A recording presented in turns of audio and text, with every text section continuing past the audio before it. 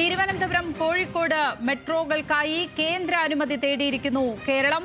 കേന്ദ്ര നഗരകാര്യ മന്ത്രി മനോഹർ ലാൽ ഖട്ടാറിന് മുഖ്യമന്ത്രി നിവേദനം കൈമാറി. വിവരങ്ങളുമായി തിരുവനന്തപുരത്ത് നിന്ന് അർജുൻ രാജ് ചേരുകയാണ്. അർജുൻ, നഗരവികസനത്തിൽ നിർണായകമായ ചുവടുവയ്പ്പാണ് കേരളം നടത്തുന്നത്. ഇപ്പോൾ ഈ അനുമതി തേടിക്കൊണ്ടുള്ള കത്തിൽ എന്തെല്ലാം കാര്യങ്ങൾ പറയുന്നുണ്ട്? അനുമതി ലഭിക്കാനുള്ള സാധ്യത എത്രമാത്രമാണ്?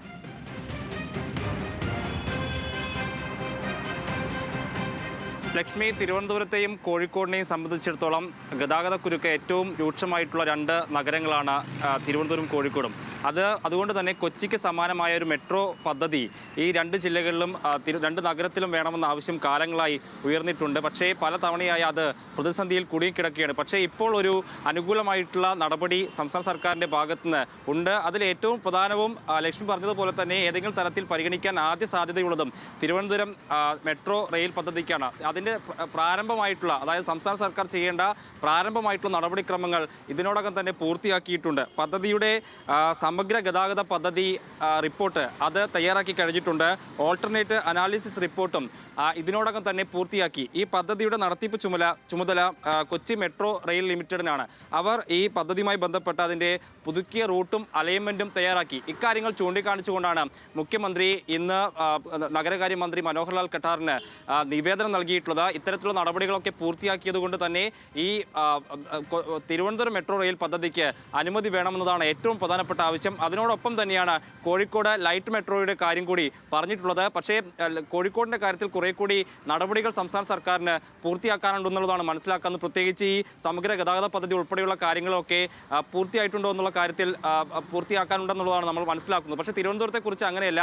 ആദ്യഘട്ടത്തിൽ പരിഗണന നൽകുകയാണെങ്കിൽ തന്നെ തിരുവനന്തപുരത്തിൻ്റെ കാര്യത്തിലായിരിക്കും കേന്ദ്രവും അനുകൂലമായിട്ടുള്ള തീരുമാനം എടുക്കുക. എന്തായാലും ഇക്കാര്യത്തിൽ അനുഭാവപൂർണ്ണമായിട്ടുള്ള ഒരു നിലപാട് ഉണ്ടാകുമെന്ന കാര്യം മനോഹർ ലാൽ ഖട്ടാർ മുഖ്യമന്ത്രിയെ അറിയിച്ചിട്ടുണ്ട്. ഒപ്പം തന്നെയാണ് കൊച്ചി മെട്രോയുടെ മൂന്നാം ഘട്ടത്തിനുള്ള അനുമതി കൂടി സംസ്ഥാന സർക്കാർ തേടിയിട്ടുണ്ട്. ഇക്കാര്യങ്ങൾ ചൂണ്ടിക്കാണിച്ചുകൊണ്ടാണ് മുഖ്യമന്ത്രി മനോഹർ ലാൽ ഖട്ടാറിന് കത്ത് നൽകിയത്. 2 ദിവസത്തെ സന്ദർശനത്തിനായിട്ടാണ് നഗരകാര്യമന്ത്രി കേരളത്തിൽ എത്തിയിരുന്നത്.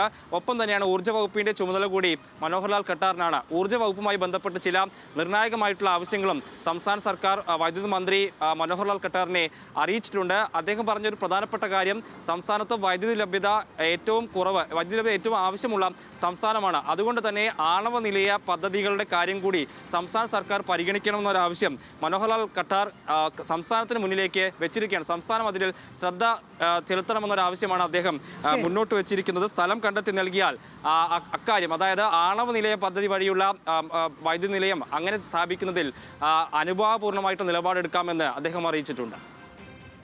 തിരുവനന്തപുരം കോഴിക്കോട് നഗരങ്ങളിൽ മെട്രോ വേണം എന്ന ആവശ്യമാണ് കേരളം ഇപ്പോൾ കേന്ദ്രത്തിന് മുന്നിൽ വെച്ചിരിക്കുന്നത്.